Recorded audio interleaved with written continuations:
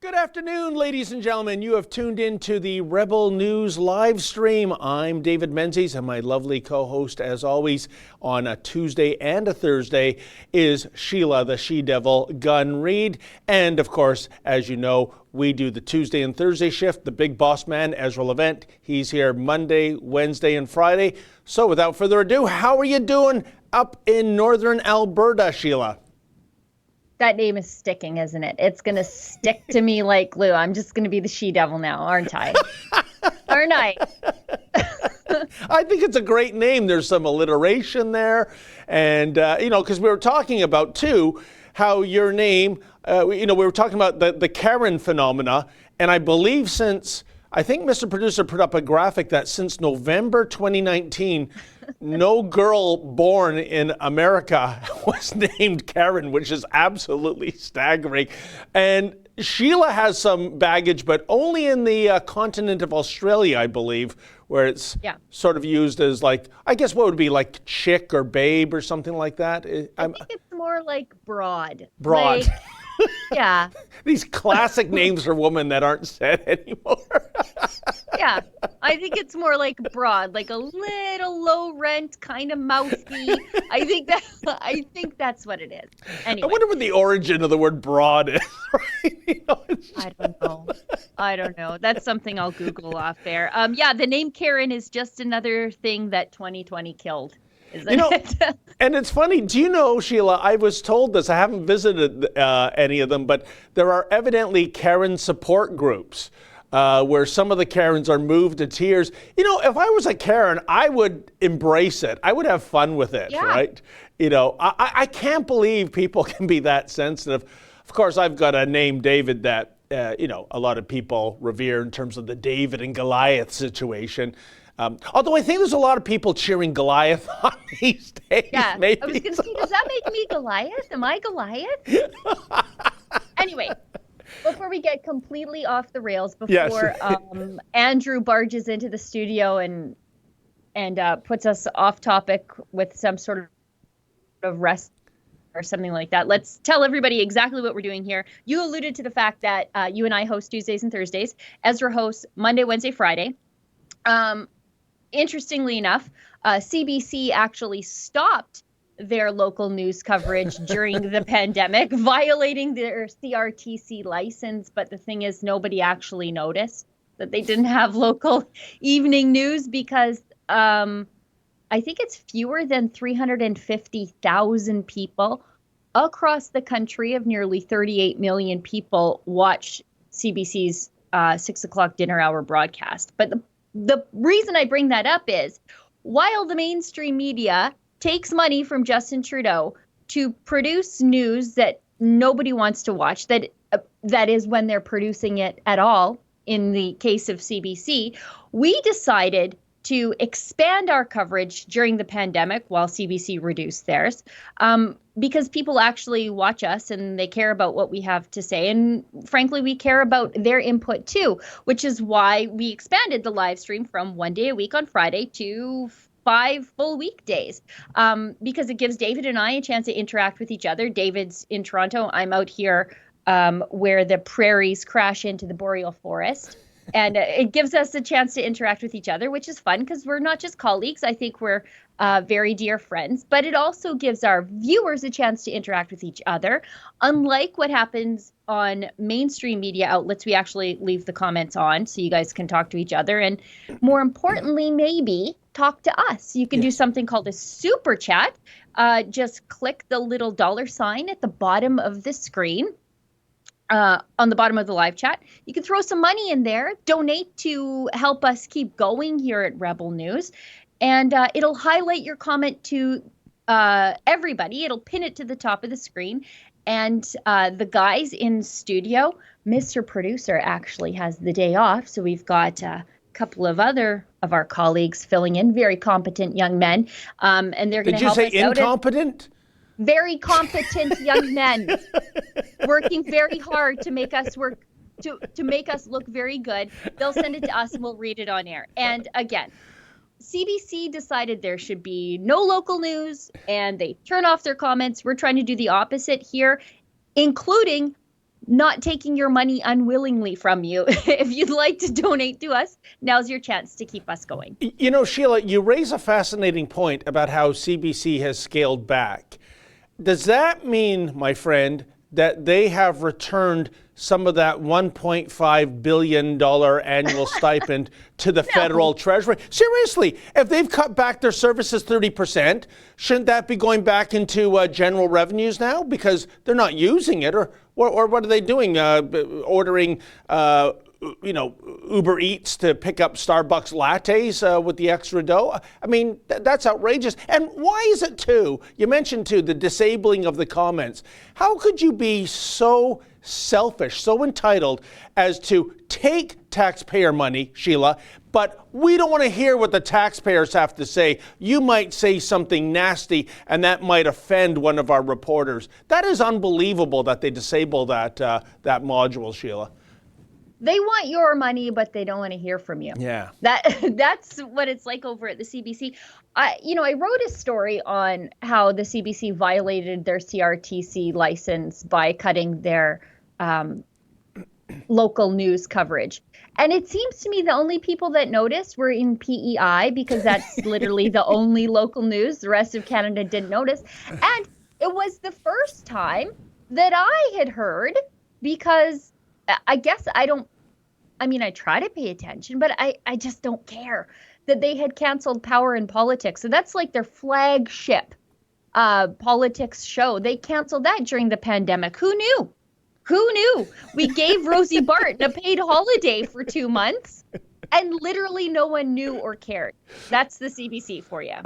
Now, speaking of the CBC, it was almost, I felt like Linus, happening upon the Great Pumpkin on Halloween evening, Sheila. I was at the Freedom Rally at Yonge Dundas Square. These are the members of Yahoo Nation who have been protesting since late April.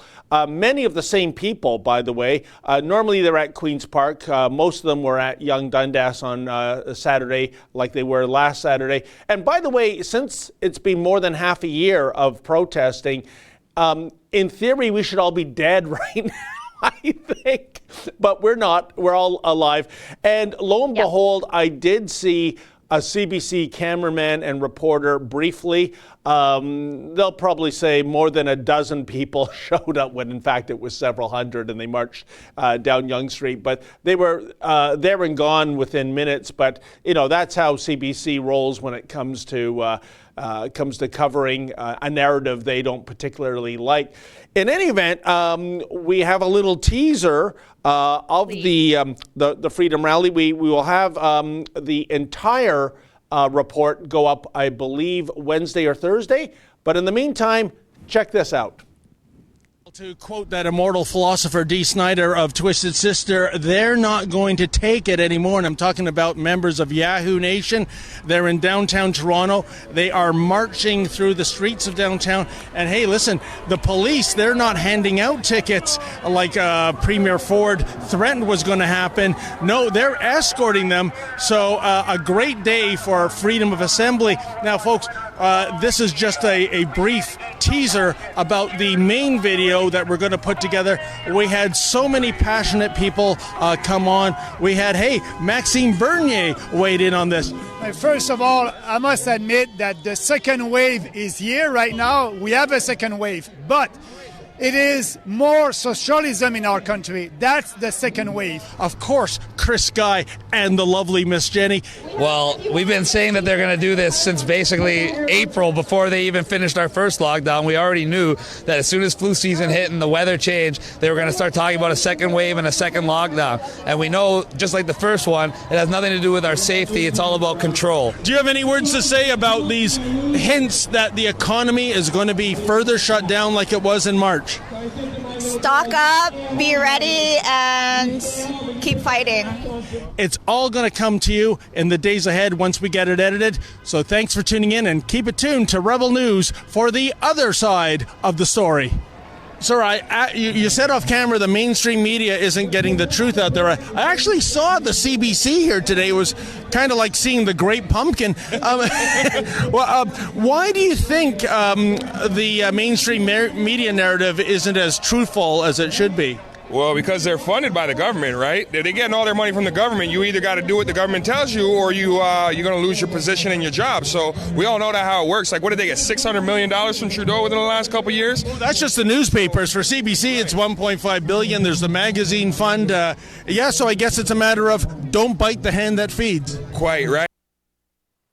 And I got to tell you, Sheila, I was handing out what I call the must-have fashion accessory of 2020. It's the mask exemption button. We've had a very generous donor purchase thousands of these buttons, and he wants to give them out for free, and I was doing so. It's a $10 value. I said you could have 2. Well, that was a loose rule. Some people were grabbing a dozen. So let's see, I'm going to do the math there. That'd be like a $120 value if you're getting 12 buttons. But in any event, a great victory for freedom of assembly, unlike what we're seeing certainly in Australia, Sheila. And also, it kind of makes a mockery of Doug Ford, who 3 weeks ago, when he was announcing these new, tougher measures of outdoor gatherings limited to 25, and yes, he said, when asked by a journalist, does that include protests? And the answer was yes. You're going to be fined $880. The organizers are going to be fined anywhere from $10,000 to $100,000. Far from it. Nobody was fined, and law enforcement, to their credit, and a tip of the hat to the Toronto Police Service, they gave these protesters an escort right down Yonge Street into the financial core and then back to Yonge Dundas Square. I thought it was fantastic, and also, Sheila, with the exception of CBC, no other media there. And it's baffling because how do you know what's going to happen if, for example, law enforcement started coming down hard, Melbourne style? That's a hell of a story, handing out fines, arresting people. Yeah. You don't know how it's going to go till they go there, but they didn't even bother to show up. As I was watching that clip, and how Yahoo Nation isn't dead. They haven't caused any outbreaks yet. It reminded me of something I read the other day in the Ottawa Citizen, because Yahoo Nation, right? They're called Yahoos because Doug Ford decided that they were so bad that he needed to call them names and talk down to them because they're just so irresponsible. They're going to cause these massive outbreaks. Ottawa Citizen from the 2nd. And this sort of went unnoticed because the real valuable information in this is buried like way the heck at the bottom, as valuable information tends to be in mainstream media journalism. Okay, I sent the article to the guys in the office, so hopefully they can bring it up. But if they can't, they can't. It's from the Ottawa Citizen, posted 3 days ago. Elgin Street bar owners say 2 irresponsible drinkers closed 5 establishments. 2 Elgin Street bar owners say at least 5 restaurants had to close and have staff members tested for COVID-19 because of the actions of 2 irresponsible drinkers who went bar hopping while waiting for their own test results. The 2 men, regulars in their mid-40s, went out on Elgin Street last week while waiting for COVID test results, both of which came back positive. Okay? Now let's go down, guys. Go with me here. These 2 guys have created a trail of havoc, destruction, and chaos, another bar owner said. He estimated that the weekend closure alone cost his bar $20,000 in sales. The problem came to light last Friday when 2 patrons let it be known that they had tested positive. Next line. Here's the most important part.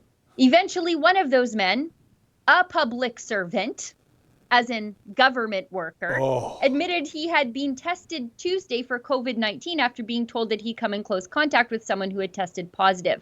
His own test result came back late Thursday. In the interim, he had visited a number of Elgin Street bars and restaurants. The 2 drinkers are known as customers who do not respect social distancing. So these, at least one of them is a government worker who closed 5 bars, probably devastated these businesses, cost 5 establishments, probably between them over $100,000, because he couldn't wait a couple days to find out whether or not he had COVID-19, knowing full well he had been exposed. Those are the people that are angry at Yahoo Nation, these government workers. These government workers are responsible for a lot more infections and economic chaos than Yahoo Nation ever will be.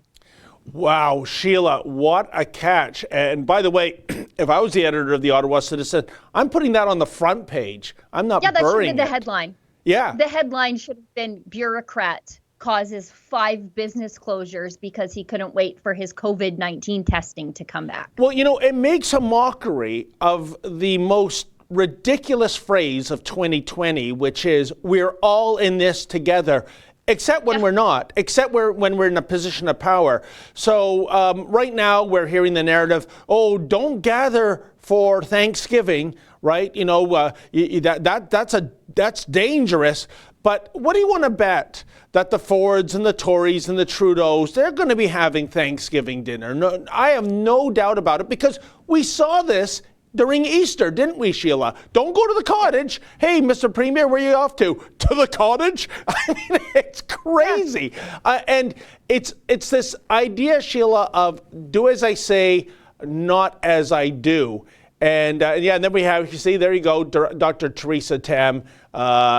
Think twice before gathering for Thanksgiving. By the way, Sheila, last week, very quietly, the federal Trudeau Liberal government relaxed travel restrictions, right? So think of this, folks.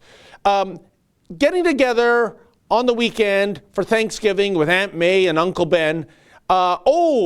You're playing with fire. But meanwhile, we can have an airline fly in from Wuhan, China to Pearson and you don't even have to be a Canadian citizen or a permanent resident anymore. There can be some kind of connection with a loved one here and you're in, and that's okay. Sheila, how does this make any sense at all? Well, and then if you're an Albertan in BC, just anticipate the insurance claim because your vehicle's going to get keyed. Because there's so much hysteria around people visiting from anywhere that the locals will key your car. Yet Justin Trudeau just throws the borders open and, you can have these planes of people from all over the place landing in Vancouver.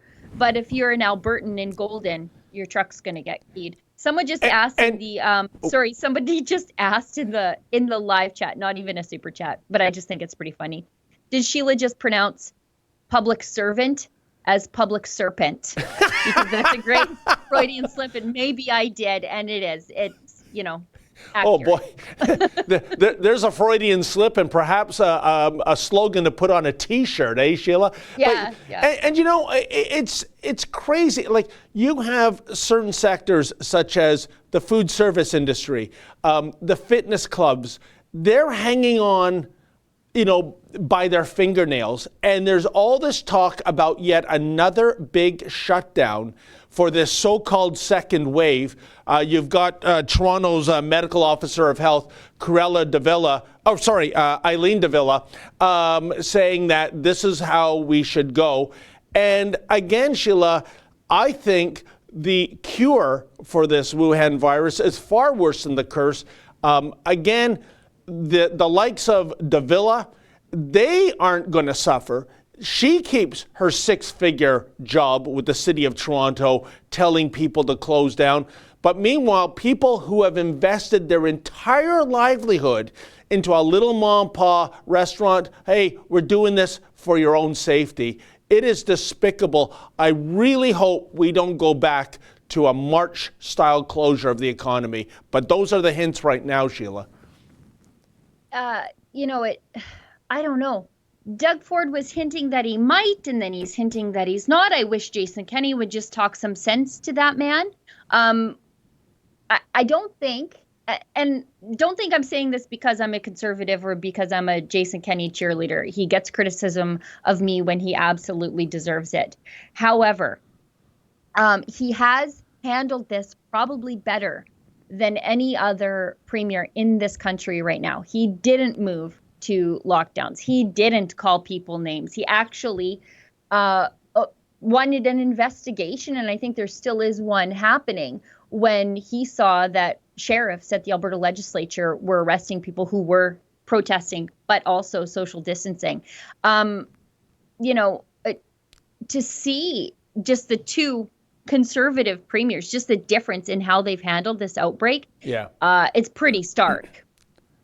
Well, something happened to Doug Ford between 2018 and 2020. By the way, you said, Sheila, you're not a Jason Kenney cheerleader. Were you ever a cheerleader when you were going to school? I mean, I know so little about you. Bringing up, like, wherever, with the pom-poms and doing those dances. I have a new appreciation for cheerleaders. A couple of years ago, I tried out for the Toronto Raptors cheerleaders. That didn't go so well. They didn't pick me. But if you were a cheerleader, I salute you, Sheila. Absolutely not. No offense to people who were or are. I understand that there's a great deal of athletic ability required to become a cheerleader. This wasn't my bag. Was not my thing. Should we go through? We have a few super chats here. Fantastic. And we're 21 minutes in. Okay, Unjust Untrudeau gives us $2. How about Sheila Stun Gun Reed? She's no devil. Yeah. Well, I don't know. I suppose it depends on who you're asking that polling question to. Proud Boys Calgary gives us $6.99. Say what you will regarding Joe Biden. He's the Proud Boys Recruiter of the Month. ProudBoysCanada.com. Join the real Canadian Proud Boys. Isn't that funny? When you see Black Lives Matter and Proud Boys, with a Proud Boys leader, person of color, standing beside Black Lives Matter, and Black Lives Matter is like, these guys they're not racist. Biden. That's not a good look for Joe Biden at all. And it's not a good look for the mainstream media, who were insistent that the Proud Boys are white supremacists and homophobic and whatever. When I think it was in 2018, the FBI had to correct itself and say that, no, actually the Proud Boys aren't an extremist group that we're watching. 2018, and yet still the media narrative is there, because it's that whole thing about how a lie can get around the world before the truth can get its pants on. Well, if that's true, what Proud Boys Calgary says, Sheila, that Joe Biden has served as the best recruiter for Proud Boys. What's that called again? The Barbara Streisand effect, I believe? Yeah. Yes. We should keep going. Travis Coulson gives us $13.99. I'm a paid subscriber. Tech people, this one's for you. I'm a paid subscriber, and I find it super annoying that I have to log into Facebook to like or leave a comment on your website. I've pretty much abandoned Facebook. I can't help you with that, but I'm sure the people who can at the network are definitely watching, and maybe they know what to do there. Isn't Yankee our Facebook guy? Would he be handling He's this? the Facebook guy, but I think it has to do with the integration into Nation Builder and all those technical things that I say once a week in the meetings, that I'm scared of Nation Builder. I'm scared of the website. I don't want to break it. So I don't want to touch it. I'm terrified right now just hearing those words. Yes. Okay. Rebel News. Goonies 2 gives us $5. Goonies 2 is a big fan of me. He once a week he calls me a bad Christian. Maybe it's more frequently than once a week, because I don't ascribe great fear to the statistical rounding error of the bizarre,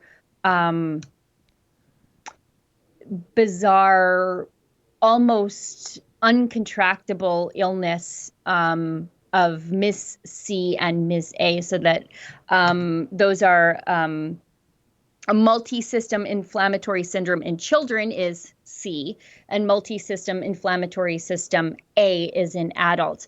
Anyways, Goonies 2 gives us $5 just to insult me, probably call me lazy, whatever. I'll use a Trudeau word here. Thank you for your donation. Rebel News. May all see your betrayal. Ms. A, that's the adult inflammatory illness, is hitting adults now too. Strokes, sudden death, and Rebel News pushes anti-mask BS to set up the right for the spread. Hitting adults, you say. Okay, well, the CDC report describes 27 cases of Ms. A from the entire United States and the United Kingdom. So how many cases is that? Like 300,000 cases of the coronavirus that this is only in part attributed to. They are saying that there are cases of this that develop outside of as a result of contracting the coronavirus. So 27 cases is like when somebody says to you, you have a 1 in a million chance of having a child with a birth defect, and you say, too dangerous, sterilize me. That's what this is about. Anyway. But you know something, Sheila, if I can just interject, this just shows you our commitment to free speech, doesn't it? Because you mentioned earlier, this guy. the CBC app, shutting down the portal. We will not allow you to comment unless you send us a letter, presumably by snail mail, which will probably go right into the round file. But here's somebody denouncing us, saying nasty names. We could avoid that. We could refund the super chat. We don't. We read it, and you know what? It gives me an opportunity to provide the information at my fingertips. There you go. Another Barbara Streisand effect. Yeah, exactly. So 16 of those 27 cases detailed in between all of the United States and all of the UK. 16 of these cases are described in detail, 9 of which are officially reported to the CDC. So only 9 are actually CDC recognized, and 7 of which are described in published case files. Of the 16 cases, patients ranged in age from 21 to 50. Just 1 case was reported in all of the UK. So I just refuse to be scared about this. This is like a bizarre anomaly that some they think is attributed to the coronavirus and some is developing outside of the coronavirus. And it's such a bizarre, tiny disease. I just refuse to be scared about it. And you told Goonies too, you told me, I don't know, we're coming up on 3 weeks ago that the lid was going to pop off this. So I took a screenshot of that because I thought I'd come back in 4 weeks and say, I told you so. So we have about 10 days. Why don't we meet back here? You give me $5 more and we'll talk. Well, it's funny you say the number 10. Isn't that the number of followers for Goonies too? Yeah. Yeah, but the bottom line, Sheila, is that you have a far greater chance, probably in the hundreds or even thousands, of getting killed crossing a quiet residential street by a vehicle than you do of succumbing to this disease. So, it's all about risk management in my book. For sure. And especially the CDC says the underlying causes of Ms. C and Ms. A are not known, but 30% of adults in the current report and 45% of a sample of 440 children with Ms. C tested negative for SARS-CoV-2, but positive for antibodies against the virus, suggesting that Ms. C and Ms. A might represent a post-infectious process. I can only imagine what new nastiness Goonies 2 is typing as we speak. But I anticipate another YouTube video about me. Join the club. Have we wrapped up the super chat so far, Sheila? No, we got a couple more. Oh, okay. And I regret taking so much time on the last one when we have this very generous one right after. Thomas Bleho gives us $50. Thank you very much, Thomas. Independent business people, be aware who enters your establishment. Hired agents, spies, will surely be inspecting the small shops as part of their second wave objective for safety of others. Stick to regular customers when possible, in my honest opinion. I'm not sure if you want, it's tough to ask a struggling small business to turn away customers who are not their regular customers. I think we just all got to deal with the Karens that come our way and just handle them politely, like I did with Goonies too.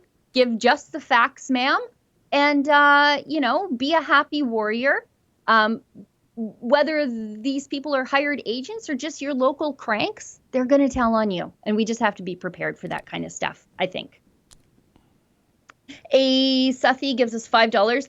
They don't follow their own rules because they know that COVID is a flu. Their crazy rules are just for show, like virtue signaling. Yeah, it's masterpiece health theater, really. It's all performative. It's like when people put their pronouns in their Twitter bio to show how tolerant they are and how they're an ally for I don't know, people of sexual minorities. It's the same thing. It's like when they post a picture of themselves on Twitter wearing a mask. This is just to prove, like, look how concerned I am about everybody else around me that I'm wearing a mask. That's all it is. It's just they're patting themselves on the back. Mike Mayer gives us $10. That's Mike from People versus Predators. Keep up the hard work, Rebels. We definitely will. You guys have some events, I believe, coming up on the weekend. If people want to go to the People versus Predators website, they should be able to find what's coming up and when if they want to get involved. Fraser McBurney gives us $5. Tomorrow in Hamilton at 12 noon, we are holding a Hugs Over Masks in front of the CBC building at 118 James Street. Join us for some fun. Fraser McBurney, solid use of the marketing dollars. Good for you. Getting the word out. In front of which building did you say, Sheila? The CBC building. CBC? Yeah. Wow. Maybe maybe I'll go down to the Hammer tomorrow. Who knows? Yeah. Viking Insane gives us $2. COVID lockdowns, good news for Jeff Bezos. Yeah. Jeff Bezos, Walmart, Costco, good for them. Bad for your local mom and pop stores, that's for sure. And let's not forget. And you don't have this problem in Alberta anymore since the 90s, but let's not forget the LCBO, the Liquor Corruption Bureaucracy of Ontario. Those stores never closed down, right? Yeah. I mean, it was really interesting that for a while, it was too dangerous to go into, I don't know, I'm going to say Reitman's because they couldn't survive the pandemic. They closed. If you needed some work slacks, my work slacks are, pajama pants today. But if you're like a lady that has to leave the house to go to work, if that's what you do, it was not safe for you to run into Walmart and buy some work slacks. Or it was safe, for you to run into Walmart with 1,000 other people and buy work slacks, but you couldn't go into Reitman's and buy some black pants there because that was too dangerous. And now because of that, Reitman's, the ladies' wear retailer that survived, a couple world wars, or at least one, and the Great Depression, they closed. They couldn't survive Justin Trudeau and the pandemic lockdowns. That is so sad, especially since where is Jonathan Yaniv going to buy his fall ensemble, Sheila? Tanjay. That's where the old ladies shop. Yeah. He'll get his Golden Girls ponchos from there. He does. He dresses like B. Arthur. Anyways, let's keep going. Noel Moran. $13.99. Thank you, fellow Albertan, and keep up the great work, you two. Thank you very much. Velvet Williamson. Is your first name really Velvet? That's kind of neat. $5. Can we use the term tested positive instead of cases? Yeah, isn't that the truth? Herd immunity and therapeutics. No one is talking about these. I think Trump is sort of talking about therapeutics. I think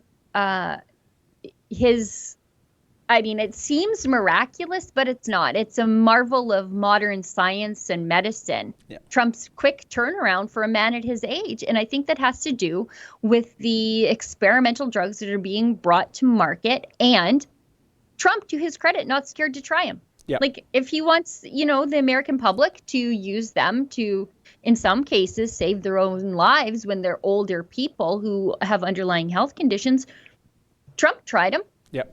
Good for him. Good for him. And his message last night saying that people should not be scared, that they should not let this rule their lives. What a great message of hope, having just come through the other side. Yeah, maybe we'll, guys got Fox News up, which is great, which is fine. That's probably on upstairs in my house. But yeah, his message last night that after he left the hospital, just a good message of hope. I hope it comforts a lot of people who are very worried that Trump did get the virus, just to see how fast he turned around. And he looked healthy. He looked good. His voice sounded great. He seemed strong. Yeah, maybe I'll shut up. And you know what, Sheila? Americans love a good comeback story. They really do. Yeah. And this is probably the ultimate comeback story in a very short time, too. So let's see if it carries some traction, and I hope it does. Okay, I think we are officially all caught up on this batch of Super Chats. And just a reminder to everybody at home, if you'd like us to read your comment on air, if you have a topic that you want to put on our radar, if you want to insult me, like that guy from before, throw it in a super chat. Now's your big chance. It'll highlight it to the top of the screen, so everybody can see the name you want to call me or the fun thing you want to say to David or I. And the guys will send it to us in a chat and we'll read it on air. And it's your chance to direct the direction of the show. It's a little bit of democracy in action that you won't see on a mainstream media network. Yeah, and here's the bonus, Sheila. Because you're tuned into the live stream, you're going to see another teaser for a video that's going to go up after the live stream is finished. And that was my visit with our newest cameraman, Lincoln, to the, it was an let me get this here, an anti-fighter jet protest. Evidently, they create a terrible carbon footprint when they're flying around doing their thing. There were thousands at this hundreds. Would you believe a dozen, Chief? Yes, there were a dozen people at this protest, a couple of whom were with an organization called the Young Communist League. Thank goodness there were two of them, because you needed two people to hold up their banner saying Young Communist League with the illustration of the Antifa flag. And then there were the aging hippies, and then the usual people, Sheila, we always encounter on the far left. People that can't explain, cannot articulate why it is they're on a sidewalk holding up a protest sign. You'd think they would welcome the opportunity of media to, get converts to their cause, but instead they try to shut us down, or they're rude, or they're vulgar, or they say nasty things, what have you. So why don't we play a little sneak preview of that one. What are you protesting? I'm not talking to you. You look like a satirical figure, are you? I'm just trying. I thought the whole idea of a protest was that. I'm going to walk away right now. Sorry, I didn't mean to hit you with the sign. Okay, I'm back with the person holding the sign that doesn't know why she's protesting. David Menzies for Rebel News here in Toronto. And folks, before I get to our story today, what a story, if you can, please go to journalistdefensefund.com. If you're able to, make a donation. Sometimes we need security, sometimes we have to pay lawyers, but it's worth it when it comes to bringing you the other side of the story. Well, lo and behold, it is the Canadian National Day of Action, and basically the theme of this National Day of Action, as I understand it, is to take a stance against the Canadian government buying new fighter jets. It's for a couple of reasons. It's the you've got people here who are part of the peace movement, so they're against war, maybe even just wars. And then, of course, and I'm not making this up, it is the carbon footprint of those fighter jets. Yeah, it's kind of, when you're standing up for liberty and freedom, you don't want to harm the environment when you're doing so, I suppose. How dare you? So at several MP offices across Canada, there are protesters gathering, and hopefully we can get educated by these peace-loving protesters. I think that it's insane that we're spending so much money to promote a new Cold War. We owe so much to the Indigenous people, and yet we're spending it on warplanes, for God's sakes. We're doing it only because the United States is forcing us to. What are you protesting? I'm not talking to you. You look like a satirical figure, are you? But I'm just trying. I thought the whole idea of a protest. You look like a satirical figure. You do. Yeah, I didn't quite get that. I don't mind it. I mean, if I'm not his cup of Earl Grey, that's fine. But I got to tell you, Sheila, in addition to October 2nd being the National Day of Action, October 2nd was also National Fried Scallops Day. I think I'd rather celebrate that particular day. But, it was amazing because the primary concern is the carbon footprint of these jets. And then when I said to one of the protesters, I asked her, what about if some genius came up with a green fighter jet, an all-electric fighter jet, or perhaps a plug-in hybrid fighter jet? Would that be okay? Oh, no, because a fighter jet is still carrying bullets bullets and bombs. Well, yeah, that's the definition of a fighter jet. So the narrative keeps changing, and then of course Indigenous rights comes into this, and so many other factors, and what the young communists and Antifa wannabes, what they were doing there, it was baffling. But hey, they have spoken, all 12 of them, and I don't know. What do you make of this, Sheila? There's more to this video, and it gets crazy, and I cannot recommend it enough. And I'm not just saying that because I work at Rebel News and I think we do incredible work, but this video is wild. And so if anybody wants to see it in full, please, can I suggest that you stay on the channel? It premieres after David and I are done. There's a lady on there, your typical leftist upper middle class grandma, who I'm gonna guess she probably spent her life in academia. She suggests that there was a way to deal with the Nazis. Yes. That was peaceful, non-violent way to, I don't know, deal with the extermination camps. Like, she literally says that. And she says it was happening during World War II, as though if we just stepped back and let the peaceniks take care of Hitler, things would have been resolved much quicker and with far less bloodshed. I mean, it's just wild to watch. And Sheila, that was in response to my question, which was, don't you believe that there is such a thing as a just war? And I think World War II is the very definition of a just war. We had a homicidal maniac bent on conquering the world, carrying out genocide. And yes, you have to stand up and fight back. The idea of negotiating, the idea of, standing in a line and putting, flowers into the gun barrels of Nazi stormtroopers as if that's going to bring about change. That is how delusional these people are. Yes, there have been wars in history that it was unfortunate, it was stupid to fight, but there are also just wars. And we have to be prepared for those kind of wars, Sheila, especially in the climate we live in now, where China is flexing its muscles and is blatantly disregarding the rule of law and doing what it wants to do and sending signals that they're going to be the straw that stirs the drink. That's what we have to be prepared for, I think, moving forward. Well, and if you look at the world right now, with the peace deals that Trump is getting done between Arab Gulf states and Israel, peace that I thought we would never see in my lifetime, a lot of that has to do with Trump's earlier use of force, with his dropping of the Moabs on Islamic radicals. I think the world knows, or the world's bad guys know, to use the parlance of Alberta, if you're effing around, you're going to be laying around. And I think that's what the message Trump has sent to, the people who seek to do harm in the world and seek to do evil. And that has pushed people in the direction of peace.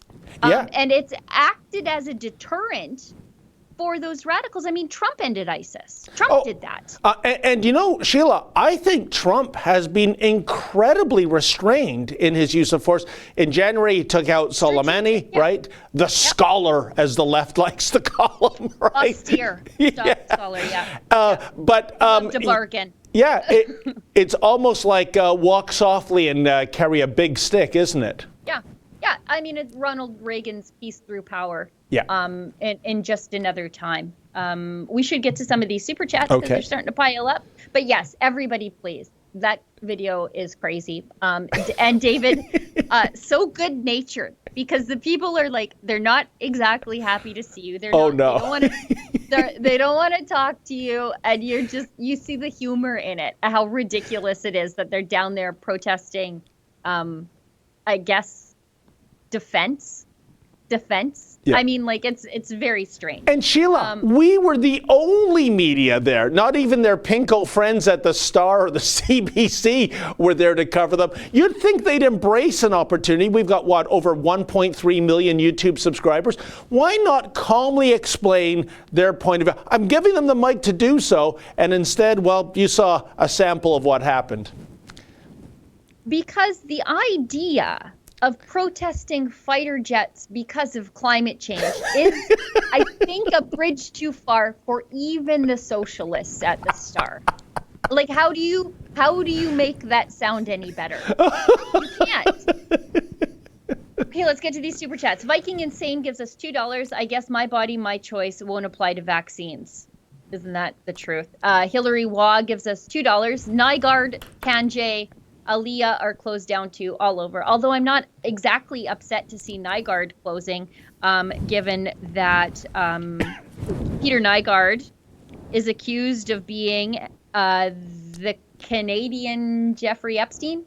Ooh. And yeah, and that's kind of been known for quite some time. And so I'm not too upset about Nygaard shuttering. I'm sad about all the jobs being lost, and I guess all the grandmas finding affordable clothes, but they'll find it somewhere. Steven gives us $5.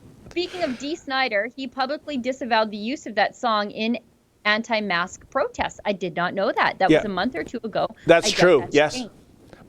But you know what? I'm still going to quote him just to rattle him. What do you think about that, twisted sister?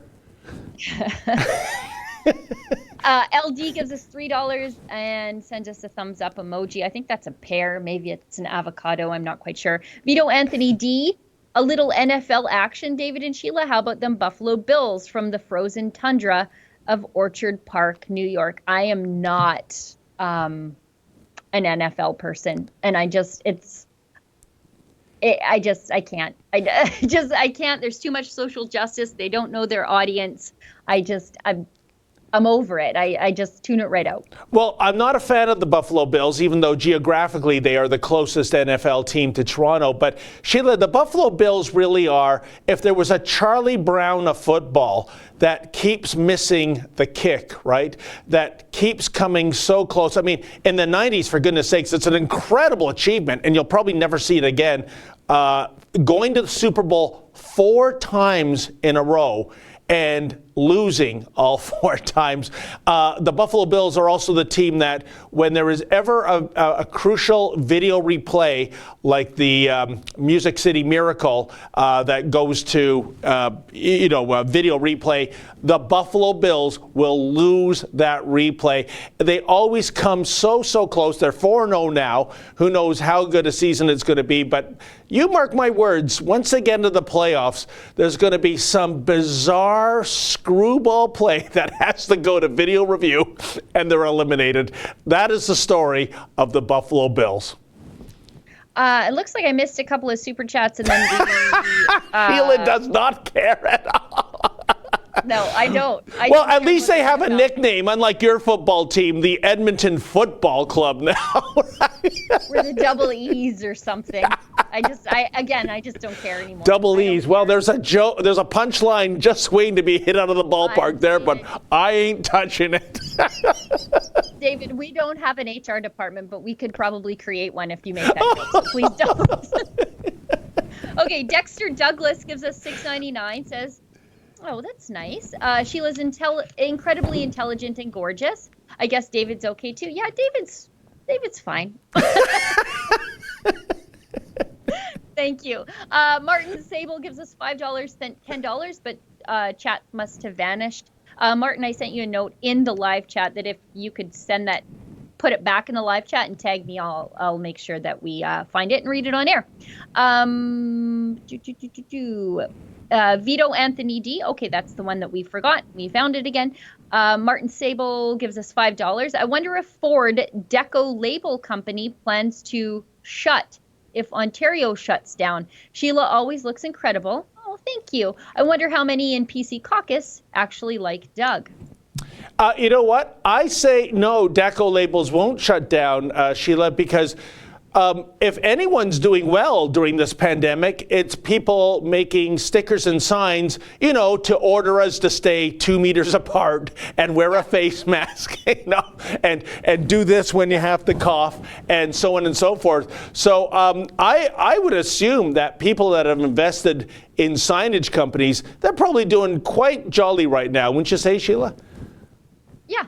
I mean, yeah, this is the people who print the stickers that say, please wear a mask, and they have to go on every door of every business in the entire province. I mean, it's booming. If you make labels, now's your chance. Now's your time to shine. Martin Sable, with regard to how many people in the PC caucus actually like Doug, I don't know that number, but I don't think we will ever find out, because a lot of them are scared to speak out, because you'll end up like Belinda Carahelios or Mr. Hillier. But you know what, Sheila? I have heard, right, and I don't know who's who in the zoo, so to speak, but in that caucus, there are some MPPs, if you can imagine, that are still loyal to crybaby Patrick Brown, the man who would be premier, and they're keeping their knives nicely within reach for the time when it comes to maybe stage another palace coup. That's what I hear, right? That there are still Patrick Brown loyalists there. You think you'd sweep those dudes out of the party, because those are fake conservatives. These are people that buy into the liberal sex ed education program. These are people that want a carbon tax for a manufacturing province like Ontario. These are people that are loyal to that lying liar skirt chaser, Patrick Brown. Yeah, I don't want them as part of a conservative government. But then again, like we said earlier, Doug Ford circa 2020 ain't Doug Ford circa 2018, is he, Sheila?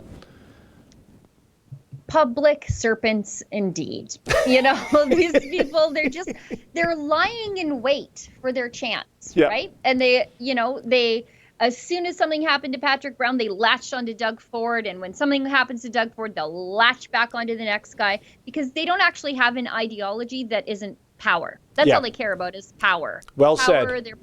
Their public sector salary, that's all they care about. They'll be whatever they can be, so that they move up the ladder, the chain of command, towards the top. That's all they care about. 100%. And they are in every party. Who do you think enables Justin Trudeau? Yeah. It's the same people, right?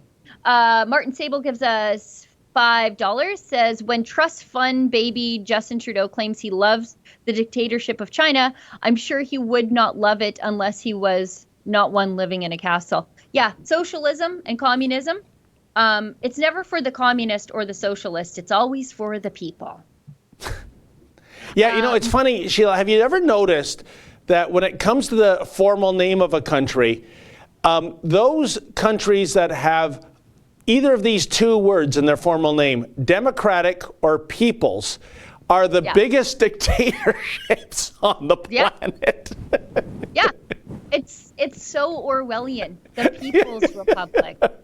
Democratic. Oh, yeah, when was the last election? Oh, we don't have those here. We don't have those here. We have just a guy. And then his kid. And then his kid. That's what we have. Mark Friesen, Grizzly Patriot, gives us $6.99. Hello, David and She-Devil. Huge Freedom Rally, October 17th in Vancouver. We are also running a convoy from Saskatoon to Vancouver in support. Thanks, you guys. Okay, I'll put that on Drea's radar. Goonies 2. Oh, good. $5. Ms. C, Ms. A is a trap for the right. They hide it. No, I'm not hiding anything. CDC hides the numbers, and it's bigger than they reveal. How do you know? Where are you getting your numbers from? Where are you finding these numbers? Because you called me lazy, even though I probably know more about this basically imaginary disease than anybody on the planet, outside of probably you with your numbers that nobody else has. Anyway, many suspected cases not confirmed. Ms. C is nasty. Okay, fine. You know what? 10 days. 10 days, we'll circle back and we'll talk about the catastrophe that didn't happen. Pink Phoenix Nails sends us a unicorn. Is that a picture of Justin Trudeau? Anyways, $1.49. Thank you very much, Pink Phoenix Nails. And we're all caught up on the super chats. what say we roll some of the video of Kean in his visit to Oyen, Alberta? Because I thought that was a phenomenal video. Kean went to the small town in Alberta that was 90 days ago a ghost town. Sorry, go ahead. Roll it. I'll shut up. I've been against Keystone from the beginning. It is tar sands that we don't need, that in fact is in a very, very high pollutant. Where's Canada going to get their money from? They base the whole economy on gas and oil. Now they want overnight take it away. Impossible. You can't do that. Are you worried at all about that? Everybody would be concerned because it's a project that has been in the making for 10 years after the original line went through, and this is the twinning of it. So it's very important not only to the people here and the crew, but I think all of Alberta. Out here in Alberta, if it wasn't for him, there wouldn't be this pipeline, I don't think. And so it made a lot of jobs. But I'm just worried about what Biden might do. Kean Bexte for Rebel News in a place that you might already recognize. If you know what this is, it's a pipeline that is going to be carrying Canadian oil all the way down to the United States. It's the Keystone XL pipeline that has been approved by Donald Trump after it sat on Barack Obama's desk for years. Donald Trump approved this pipeline. Jason Kenney, the Premier of Alberta, put a shot of adrenaline into the arm of Keystone XL, investing $1.5 billion into this pipeline. This investment will immediately create nearly 7,000 jobs in Alberta this year and some 13,500 total jobs across Canada. This pipeline is only being constructed because of Donald Trump, and I have a story for you today that you're not going to find anywhere else, especially on the mainstream media. They don't want you to know what's going on in the small town just a few kilometers that way. Now, this small town, Oyen, has been struggling a lot recently. The economy has been in the tank, all thanks to Justin Trudeau's federal Liberal government, who has pushed them over the edge with Bill C-48, Bill C-69, all of these bills to stifle the oil and gas industry, and it all came to a head during the coronavirus pandemic. Things were getting worse, and then... You know, Sheila, it's amazing what Kean alluded to in the beginning, the fact that to the mainstream media, this is a nothing burger story. 7,000 new jobs being created in Alberta, almost another 7,000 new jobs in the rest of Canada. And nothing to see here, folks, but I guess if there was a protest, all hands on deck. Well, yeah, like the mainstream media will go to Oyen and they'll say, oh, they have a mini boom because of Keystone XL. Fair enough, that is true.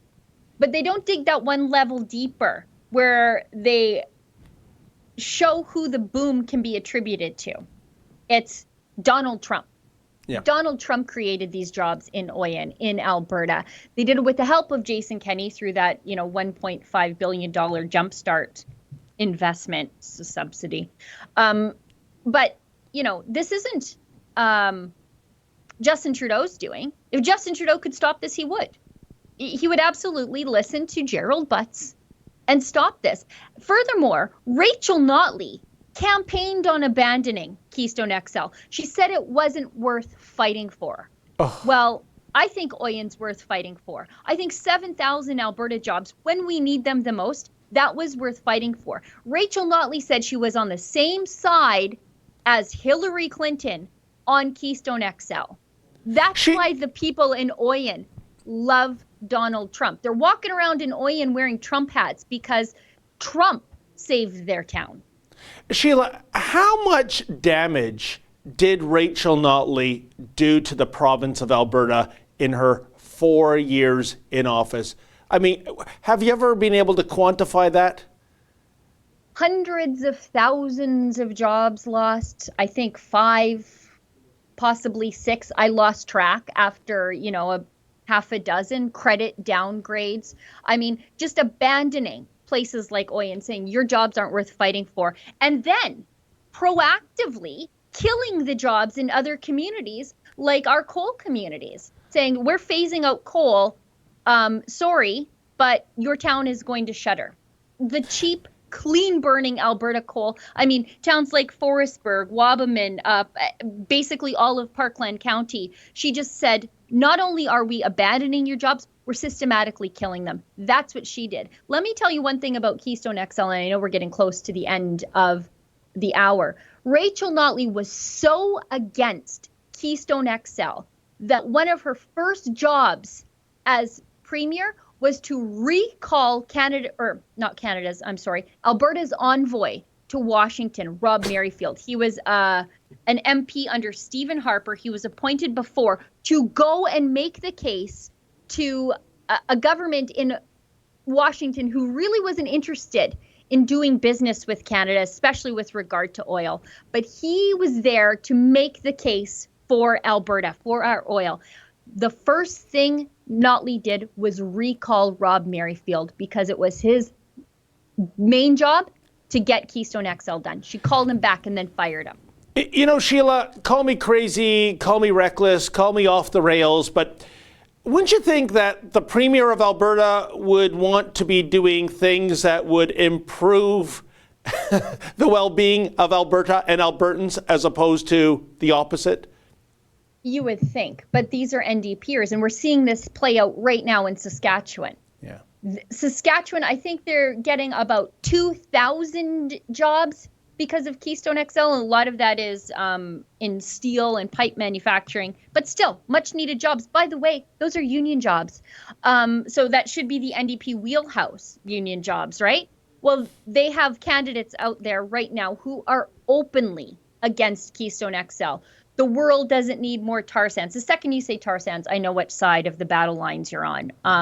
And, you know, like now we have NDPers campaigning against the jobs of union members. And they're supposed to be union supporters, union driven. But they don't care about actual boots on the ground. Oh, not anymore. They only care about union leadership. Yeah.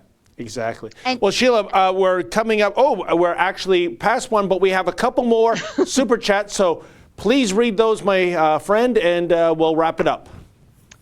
Vito Anthony D gives us $5. Sheila, if Yaniv was drafted by the Buffalo Bills as an offensive lineman, would it any way capture some of your attention? I would watch. I would definitely watch. David Anderson gives us $5. I propose that the Alaska-Alberta Railway, that's the A2A, be renamed the Great Northern Trump Line. Alberta will be free. Already, and I mused to Ezra about this when A2A was first announced, that Justin Trudeau would use this stupid gender-based analysis assessment and the new regulations in Bill C-69 to block A2A, because if A2A gets built, they can't block what goes in the pipeline. Those are the rules here, or the pipeline by rail. Those are the rules here in Canada, is that once a pipeline's built, you use it for transporting stuff, and it's not the government's business what goes in it. So once it gets built, it can be used as a pipeline. And so what the government's going to do is block the construction of it. And I mean, that's a multi-billion, I think it's $21 billion construction project that they would leave on the table just because it might accidentally move some Alberta oil. Wow. Well, Sheila, what can I say? Another super fast hour that we had here. And I want to say a special thank you to Mr. Producer's replacement producers, Efren and Mike, that did a great job today behind the control board. And thank you for everyone for tuning in. A special thank you to all those who contributed a super chat. That's how we keep the lights on here. So until Thursday, stay sane.